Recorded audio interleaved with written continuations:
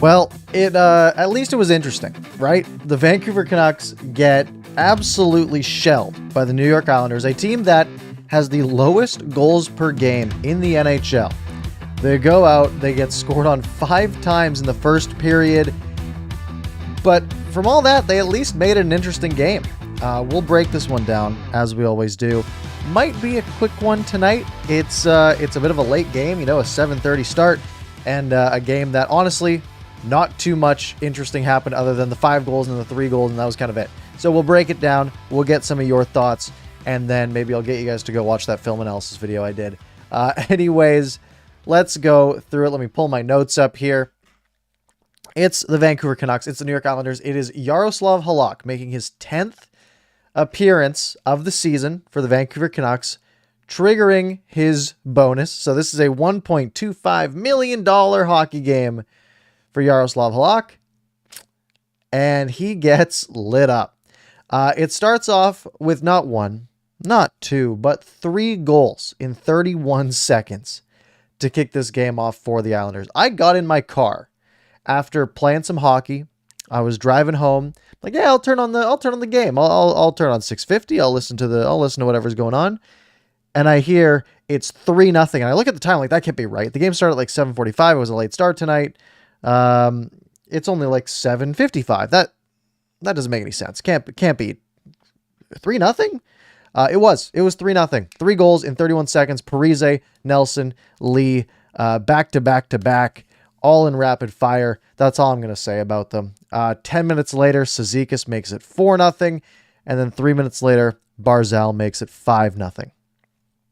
So we are 16 minutes into the game. The New York Islanders have 12 shots. They have 5 goals, and Jaro Halak gets pulled. Gets the hook. Thatcher Demko in, playing on back-to-back nights. He comes in, and he was really good again, as he always is. And I'm going to add him to my plus list right now because I forgot about it. Demko was good. So it's 5-0. This game is over. I am genuinely considering, do I watch the rest of this game? Do I just push the stream? Just say, hey, you know what? We're not going to do it tonight. Maybe I'll do a film analysis to make up for it. Because, yeah, I mean, what are we going to talk about? A 5-0 loss? Like, there's nothing to bring up there. It's just a wash. We'll move on. And then they make it a little interesting. Oliver Ekman-Larsson scores 1 late in the first. Unassisted. Little wrister from the point. Gets past Sorokin. 5-1 game. Just thinking nothing of it. We go to the intermission. And the Canucks are looking pretty good in the second period. They're looking like they bounce back a little bit. A 5-1 game, you have every right to just sort of phone in the rest of the game, right? You're not winning. It doesn't matter. Don't, conserve your energy a bit. You play again on Saturday or whatever it is. This game's a write-off. But they come out and they are actually looking good. Whoa, my camera got blown out there. The Canucks are looking pretty good in that second period. And then they get within 3 goals. They make it 5-2. Elias Pettersson, channeling his inner power forward, drives from the corner in front of the net across his body, goes a little far side tuck to make it 5-2. A couple of minutes later, the Canucks are within 2. A minute and a half later, it's Luke Schenn. Shot from the point, goes off of Casey Cizikas into the back of the net. So the Canucks now, with a lot of pressure in the second period, have made it a 2-goal game. The Islanders take a timeout. We go to the third period, and the Canucks coming out with heat again. Oliver Ekman-Larsson has a great chance. Tyler Myers has a great chance early. Alex Chason gets a prime opportunity. A great forecheck by Dowling and Lamico. Plays it in front to Chason, who's all alone. And Sorokin makes a really good save. And that could have been a game changer. That would have been the TSN turning point. Chason puts that in, and we're talking about probably a Canucks win with the pace that they were on. But the Canucks' momentum gets halted by a penalty.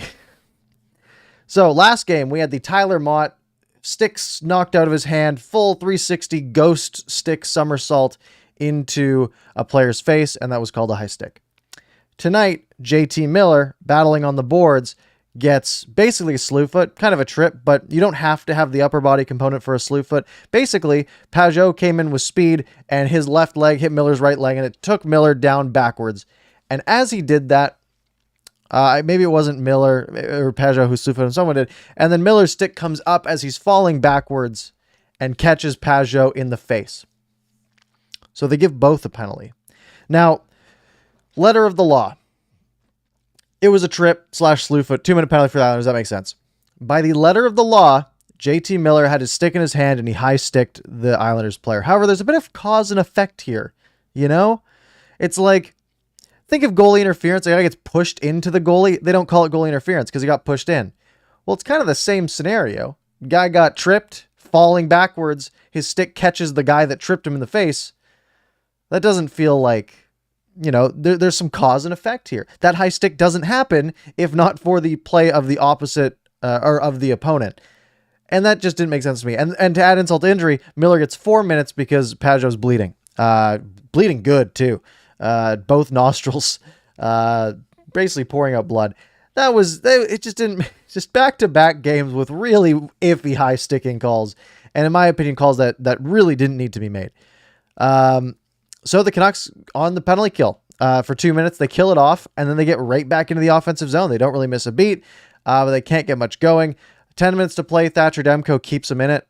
Great save off of a Brock Nelson wraparound. And then with 6 minutes to play, the Canucks keeping all of the pressure on, but the puck is cleared. Tyler Myers is the only man back, and it's 2 guys on 1. Tyler Myers has his stick lifted by Casey Cizikas. Honestly, a good forecheck from Cizikas. If Myers was skating a little bit faster, if he didn't try to take the body, if he just skated to the puck and took it behind his own net, that would have been totally acceptable. That's not the route he takes. He tries to sort of stop and maybe like chip it up the wall. Cizikas with a stick lift. Myers panics, tries to block the pass across. Not well. It's played across to Matt Martin, who scores, and it's 6-3, and that's the final. I saw a lot of people giving Tyler Myers a really hard time for this. He got beat. I don't think it was like an atrocious defensive play. He got a stick lifted, and he got beat. Pretty simple. I don't know why my camera is blowing everything out every once in a while. Sorry about that. 6-3. Höglander hits the post like a minute 45. Either way, this game's over. 6-3, the final score. We'll start with the minuses, because honestly, I didn't watch the first period. I watched the 5 goals, which I think gave me a pretty good idea of the first period. Why? Who cares, right? It was a really bad period. Halak, you know, some of these goals, they were goals that were like, oh, you know, those get past goalies all the time, right? Some deflections, but you gotta save some of them, right? You gotta make a save at some point. Halak didn't make a save. Well, he made 7 out of 12. That's not good enough, but he did make a couple of saves. Yeah, not ideal for the Vancouver Canucks. So Halak gets a minus for me. It felt like the Canucks were going to get back in it. A minus for the Canucks is Sorokin. He really pulled it together in the third. The Canucks couldn't beat him at that point. So props to Sorokin. And the Canucks, you know, overall picture of things, Calgary wins. Canucks fall back to 500. The Oilers lost. That's nice. But the Canucks fall back down to 500. Their playoff odds were at 10% coming into tonight, probably down to about 8-7 again, I would say. They're just running out of games. Right? We're at this point where they're winning one, losing one, winning one, losing one, over and over and over and over. And eventually, they'll run out of games. You got to win, what, 5 games more than you lose by the end of the year? And they're running out of time. Because what game was that? Was that game 45? 47? Something along those lines? That was game 48. So the Canucks have 34 games left this season. And they got to win a good chunk of them. Or is it 10 games more than you lose? I guess it would be 10, right? I don't know. Math is hard, guys. It's late. Yeah, either way. Let's talk about some pluses, though, because genuinely, this game should have been a write-off, and it was at least a little bit interesting. The Elias Pettersson, Vasily Podkolzin, Niels Höglander line was a big plus tonight. The 3 of them are so dynamic. They had a couple of very, very good shifts in the second period, the one that leads to the Pettersson goal. The 3 of them playing so well together. I think we just keep that line together for a while at least, because they are crushing it. Elias Pettersson is obviously the biggest plus from that unit. He now has 7 goals in his last 11 games, 10 points in his last 11 games. He is looking so much better. And so much more dynamic these last few games, especially. So big plus for Elias Pettersson. There were points in this game where we saw the best hockey that we've seen the Canucks play, which is crazy to say in a 6-3 loss, but there was a good 10-minute stretch in the second period and a good a couple of 3 or 4 minute stretches in the third where They had the Islanders had defensemen stuck on the ice for 3 minutes.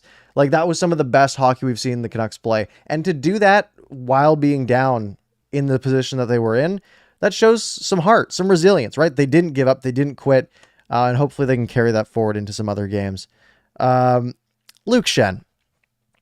Luke Schenn continues to be an excellent, surprising story. I mean, let's look at this guy's stat line for the night. Luke Schenn had one goal. He was a +1. He had a fight. He had 3 shots on goal. He had 8 hits, and he had 4 shot blocks in 17 and a half minutes of ice time.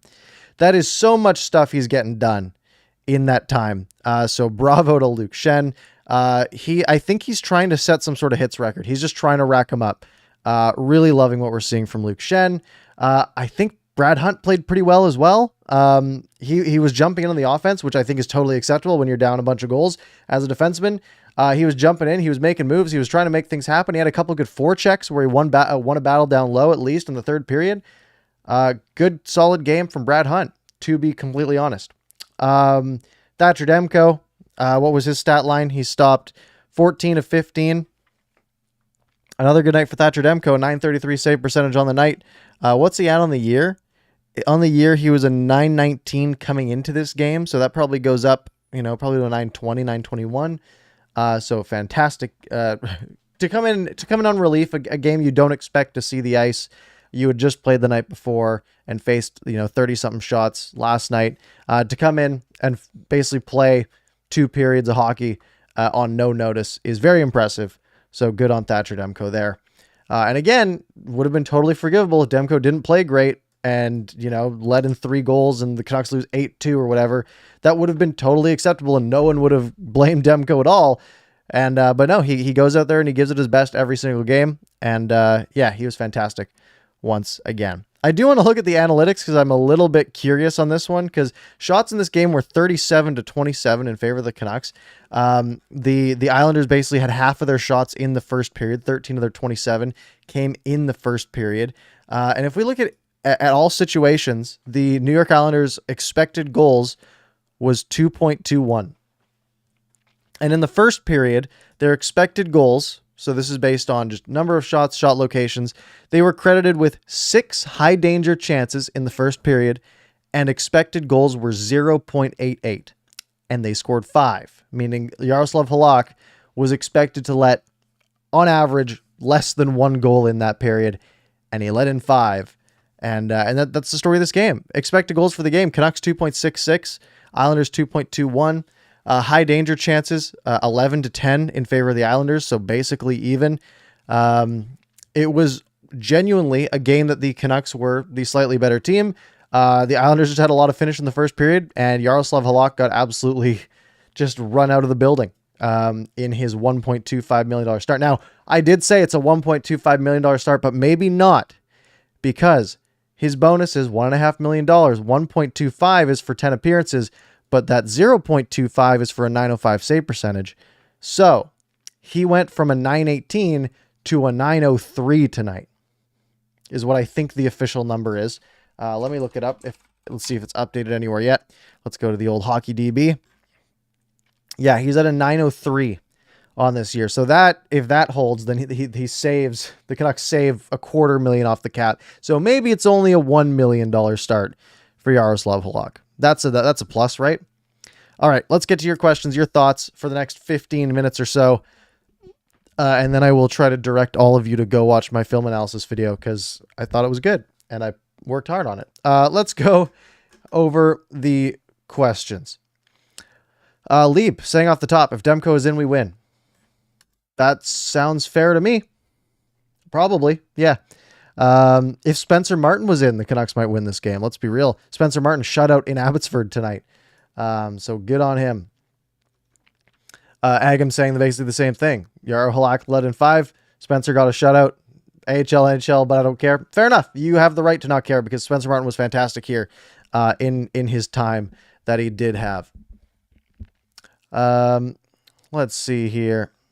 Jaskaran saying very similar. One game can make all the difference. Can't keep losing, and we're running out of time. Yeah, and again, if the Canucks win this game, they're 2 games above 500, right? We're starting that trek, that climb upwards. A little bit of that climb upwards, especially with the Oilers losing. The Flames got the win. But if we take a look at the old standings machine here. Whoops, clicked the wrong button. If the Canucks had won that game, they would have leapfrogged the Sharks and the Oilers in the standings. Again, games in hand and all that garbage. But they would have been, right in there. But we have to wait. The Canucks have only won 4 of their last 10 games. Remember, Bruce Boudreau's strategy was, hey, we win 2 and lose 1 every week. We win every week and we're good. And sure, the Canucks have gotten, the positive number of points, right? 11 points in their last 10 games. And you look at that and you're like, oh, that's okay. That's positive, but barely, right? We're talking about a team that needs to get 2 out of every 3 available points for the remainder of the season.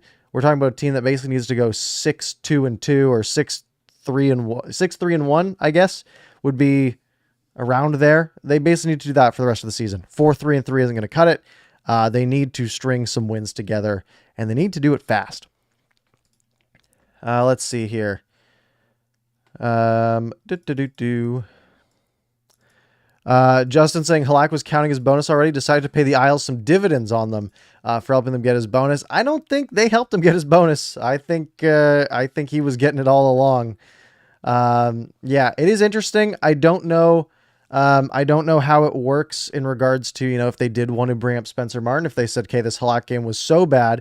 Keep in mind, Halak had a .918 save percentage coming into this game in his 9 appearances before this. So do they weight this one game that heavily? He hadn't played in a few weeks. It's tricky to tell. If they did want to bring up Spencer Martin, it's not like they can send Jaroslav Halak down because he has a no move clause unless he said that they could, which why would he? Because yeah, it's I don't know. It's a weird scenario. Ryan asking, do you think we win the game if we start Demko? Probably, the way he played. Although I don't know if the Canucks come out with that much offensive prowess in the second and third if they're not down 5. Because I think they said, hey, screw defense. Let's play some offense. And turned out that went pretty well. Again, it was against the Islanders, one of the worst offensive teams in the NHL. But I guess they weren't tonight. Justin says, for a successful regular season coach, he has to know that these games are big games. You got to run with Demko in the hot hand unless Thatcher says he can't go. I fully disagree with this. If you get into this mindset, you're playing Demko 68 times in a season that they probably don't make the playoffs in anyways. And in that case, you're literally just shortening Thatcher Demko's career. You're risking injury. Thatcher Demko is never going to say he can't go. He is never going to say that. That no goalie will. This isn't, 20 years ago when you could play a goalie 72 games a season. You just can't. On back-to-backs. And the other problem is, well, then you go with, then you don't play Jaroslav Halak for a month or 2. And then when you need him to come in, he can't. He's going to be absolutely useless. He still needs to be in NHL game shape. So I disagree. Let's see here. Agam saying that Quinn Hughes would have made a massive difference today. Maybe. Couldn't have hurt. Jordan, was that first period the most expensive in Canucks history? Potentially. I don't know what the math would be on that. But players hit bonuses all the time, players hit, like entry-level players hit performance bonuses all the time. I'm sure someone's hit all of their performance bonuses in one period, like just cross the threshold all of them at some point. Maybe. I don't know. I'm just making things up.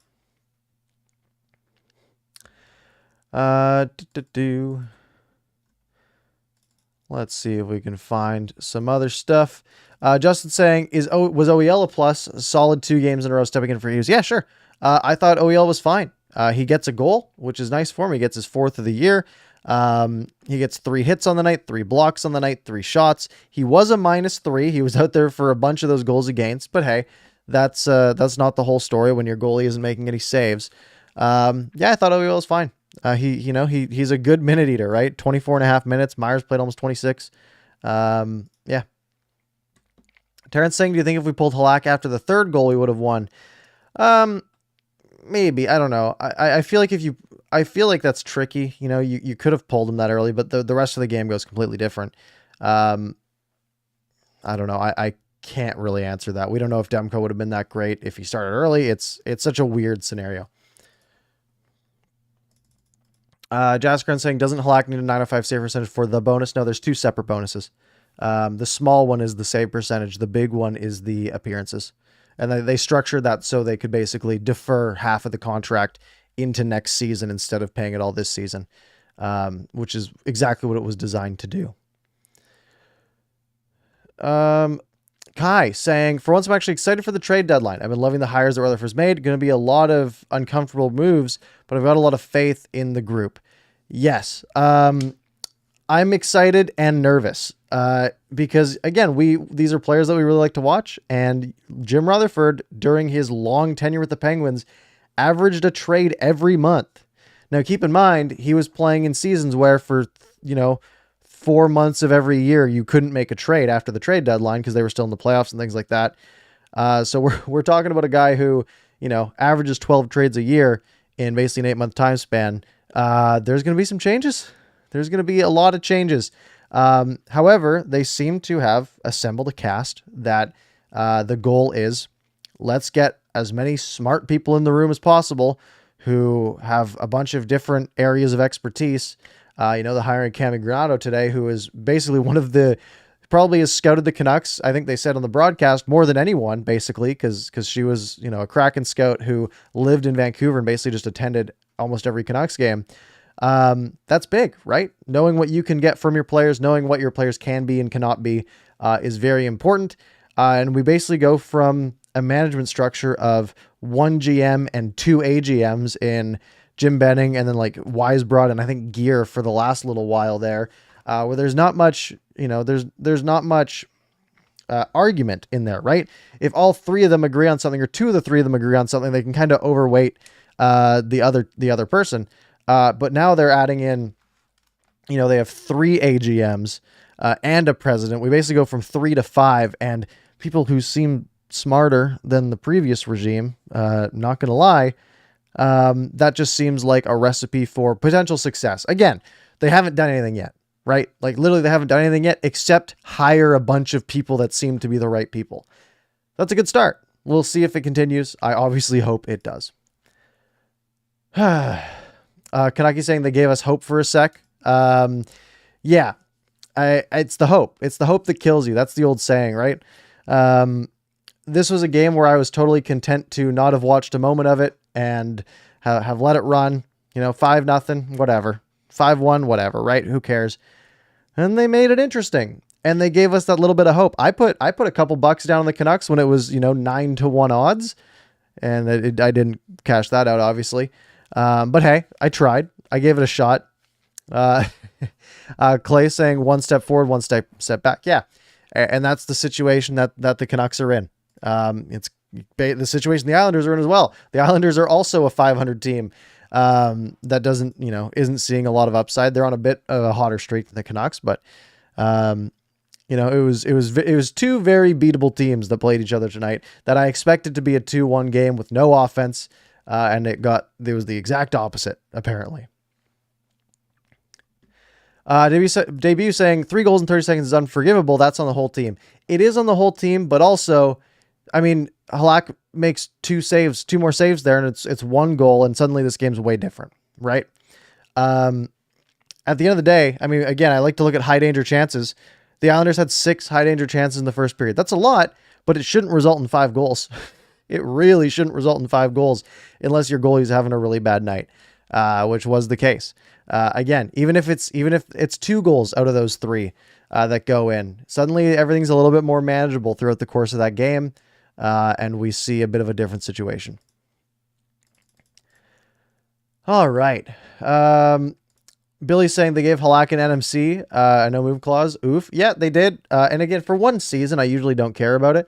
The problem is, that means you can't send him to the minors if he's not performing well. Ryan saying, can't we roster 3 goalies at the Rangers? You can, you just lose a little bit of flexibility, right? Most teams like to have, either 14 forwards and 7 defensemen.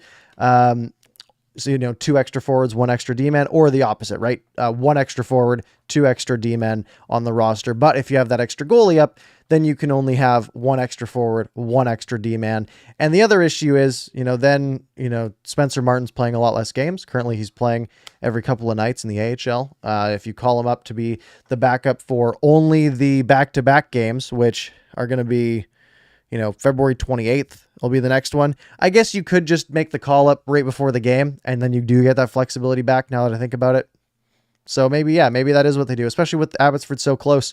They really could just make those little shift around.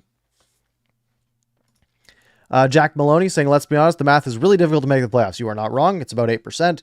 8% isn't that great. The team's not winning the cup. You are 100% correct.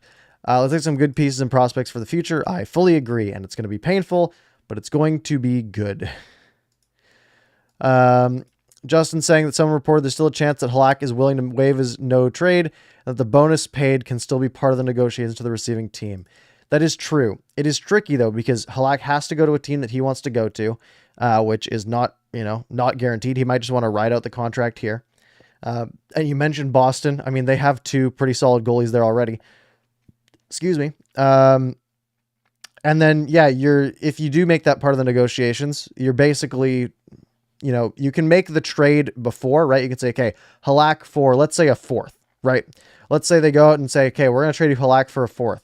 And then it's almost a separate negotiation saying, okay, we already did Halak for a 4th. Now let's make a trade of $1.25 million in salary for X the other way, right? Let's say they say that $1.25 million to them is worth a 5th round pick. Well, suddenly now you're looking at Halak for maybe a 7th, right? Like it really depreciates the asset you're getting back. In that case, again, I think you do it because I think if you get any asset or even no asset to save that money off the cap next year, I think that's probably a worthwhile cause, in my opinion. Let's see here. Lots of comments here, a surprising number. I do want to wrap up fairly soon. Let's see here. Bruce saying, how many front office people does JR need? They'll have more front office people than players. Is that really a bad thing? I mean, 5 is not more than 23 at all. Also, front office people get paid a lot less than players, right? They don't affect the salary cap. If you are a team that makes a lot of money, which the Canucks are, right? The Canucks are a, billion-dollar organization, basically, or 700 million, whatever they want to call it. The Canucks make a lot of money. And sure, they're making less money now than before, but that's a real competitive advantage that they can get over other teams that don't make a lot of money, right? You look at Arizona, and they're on like a spending limit, right? They are basically hitting the cap floor. But if you are a team that has money, that's the one place you can use it to your advantage. You can't use it on players because there's a salary cap, but you can go out and you can spend more money on coaches. You can spend more money on people in the front office. You can just hire more people. There's no limit, right? If you want to say, hey, I want to hoard all of the good front office people, you can go do that. You just got to pay them. And that's 100% just on Aquilini. So if you want to say, hey, let's just go get all the smart people and put them all in a room and tell them to make the decisions, that seems like a pretty good plan to me. So I like it. Fun Q saying, I like the hiring, but why would Granado be available to hire mid-season if she's working for Seattle? Basically, any job in sports, it's sort of an unwritten rule that you always let people interview for an upgrade.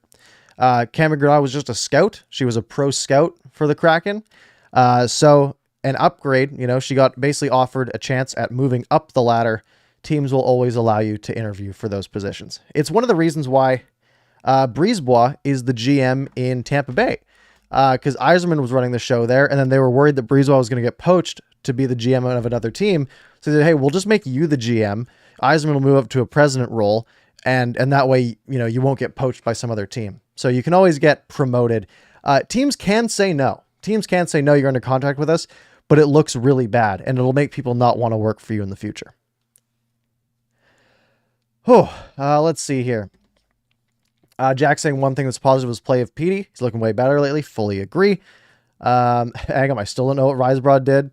Sure. Isles Girl saying, why is the fisherman next to our boys? Because it's a way more fun logo. I picked the fun logos. That's why for the Coyotes, actually, I didn't have the Kachina on there yesterday because I didn't have it downloaded, but I always go with the fun logos.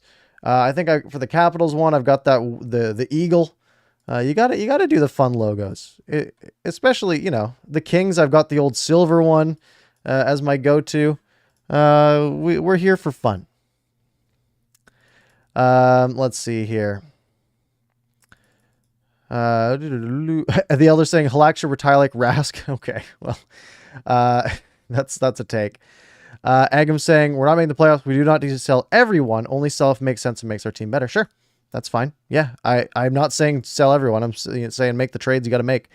Jaskrin saying I wouldn't care. I'd trade Halak for a bag of pucks. They'd be more useful going in the opponent's net. Sure, that's fine. Let's see. Is there any other one I want to take? The Elder saying the Leafs are up next. That's a tough game. It's a Saturday at 4 p.m. I'm a maybe on a stream for that. I have a hockey game at like 5. So that one might be a later one if we do it. But hey, if you're subscribed, you'll know if it happens or not. Let's see here. I think we'll wrap up there. I think that's all the hockey related questions. I think we're going to do that there. I do want to say, hey, guys, I made a good video today, in my opinion. I haven't made videos a lot lately, but I put the effort in and actually made the film analysis video for last night's game. It's a lot of fun. It's only 11 minutes. If you go watch it and leave a comment, it helps me out a lot.